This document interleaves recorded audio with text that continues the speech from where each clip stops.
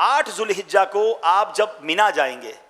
آئے ہائے کیا منظر ہے، یقین کریں دنیا کے بڑے بڑے آپ نے پلازے دیکھے ہوں گے، دنیا کے بڑے بڑے ایسے شہر دیکھے ہوں گے جس کی مثال دی جاتی ہے، مگر یہ ایک ایسی بستی ہے جو سال میں ایک ہی بار آباد ہوتی ہے، لاکھوں لوگ خیموں میں جمع ہوتے ہیں۔ بلیو کریں، ملٹائی نیشنل 5 اسٹار ہوٹل کا بستر ایک طرف اور مینا کے خیمے کی رات ایک طرف، اور وہاں واش روم اور وضو خانے میں لائن میں بھی لگ رہے ہیں، مگر اس کا بھی ایک مزہ ہے، لبیک کی صدائیں ہیں۔ تو یہ کیفیت کو انجوائے کرنا ہے، اس میں فرسٹریٹ نہیں ہونا ہے، اس میں گھبرانا نہیں ہے، یا معاذ اللہ وہاں بھی لوگ کہہ رہے ہوتے ہیں یار مزہ نہیں آ رہا، کھانا نہیں مل رہا، اور جناب وضو کے لیے اتنی لمبی لائن ہے۔ نہیں جناب، یہ تو نصیب والوں کو حصہ ہے۔ خدا کی قسم، آپ جب مینا میں ہوگے نا،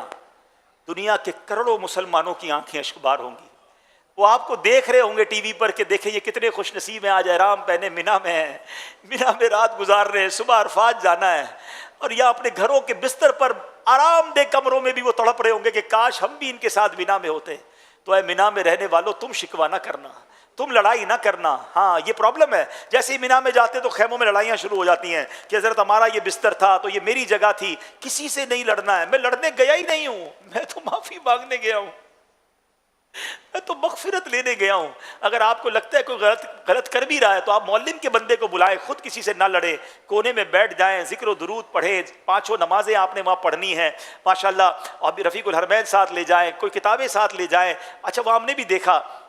کہ جب حاجی مینا میں پہنچتے ہیں نا، کچھ رات کو پہنچ جاتے ہیں، کچھ صبح پہنچتے ہیں، تو صبح صبح تو لبیک کی صدائیں آ رہی ہوتی ہیں، کوئی قرآن پڑھ رہا ہوتا ہے، کوئی تسبیح پڑھ رہا ہوتا ہے، مگر چونکہ ہماری انفراد عبادت کی تو عادت ہی نہیں ہے، 1 آدھ گھنٹے کے بعد اب جناب مستی مذاق شروع ہو جائے گی، پھر سیاست پر باتیں ہوں گی، الگ الگ خیموں سے الگ الگ آوازیں آ رہی ہوں گی، کوئی کسی کو نام رکھ رہا ہوگا، یعنی عجیب ماحول ہنسی مذاق کا، اور جس کو کہتے ہیں فضولیات کا ماحول بن جائے گا۔ ایسے ماحول میں آپ مت رہیے گا۔ آپ کو لگتا ہے مطالعے سے تھک گیا ہوں، تسبیح اٹھا لیجئے گا، تسبیح کے بعد تھک گیا ہوں تو نوافل شروع کر دیجئے گا، موبائل فون پر کچھ تلاوت، کچھ نعتیں، کوئی ایسی چیز جس میں بس میں عبادت پہ مصروف رہوں۔ اور سبحان اللہ، اب جو رات آئے گی پیارے اسلامی بھائیوں، یہ شب عرفہ ہے۔ یہ رات پتہ ہے کون سی ہے؟ شب عرفہ۔ صبح کہاں جانا ہے؟ عرفات جانا ہے۔ تو شب عرفہ بڑی مقبول رات ہے، ہو سکے تو اول وقت میں عشاء پڑھ کے کچھ عبادت کر کے سو جائیں، پھر اگر موبائل میں الارم رکھیں تہجد کے لیے اٹھیں، اور تہجد پڑھ کے پھر کسی کونے میں جا نماز بچھا کر خوب دعائیں کریں۔ بعض اوقات معلم کی طرف سے اعلان ہوتا ہے کہ بسیں عرفات کو جا رہی ہیں،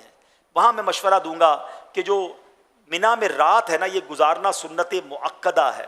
تو کوشش کریں کہ فجر کی نماز پڑھ کر جائیں، کہ یہ سنت ہے کہ فجر پڑھ کر، بلکہ طلوع آفتاب کے بعد، یا سے فجر کا ٹائم ختم ہو جائے پھر جائیں،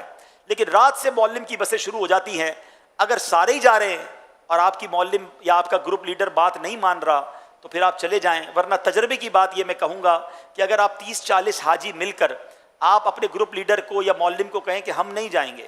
ہم نے فجر کے بعد ہی جانا ہے، ہمارا بس کا انتظام فجر کے بعد کریں، تو وہ الحمدللہ کر دیتے، کیونکہ ان کی ذمہ داری ہے کہ ایک ایک حاجی کو عرفات میں پہنچانا، یہ ان کی ذمہ داری ہے۔ لڑائی نہیں کریے گا، لڑائی نہ کریں، ریکویسٹ کریں، دیکھیں سنت ہے، ہم 30-40-50 لوگ تو جمع ہو گئے نا، ایک بس کے لوگ ہیں، ہمارے لیے بس صبح کے بعد کر دیں، تو پھر ہم جب ریکویسٹ کرتے ہیں تو نارملی وہ مان جاتے ہیں، اور ماشاءاللہ فجر کی سنت بھی ادا ہو جاتی ہے۔ لیکن لڑائی نہ کریں، آپ کو ایسا لگتا ہے پورا ہی قافلہ جا رہا ہے اور میں اکیلا رہ گیا ہوں، تو پھر آپ بھی چلے جائیں، انشاءاللہ پھر گناہگار نہیں ہوں گے، کیونکہ آپ کی تو مجبوری ہے۔ اب آپ رات گزار لی،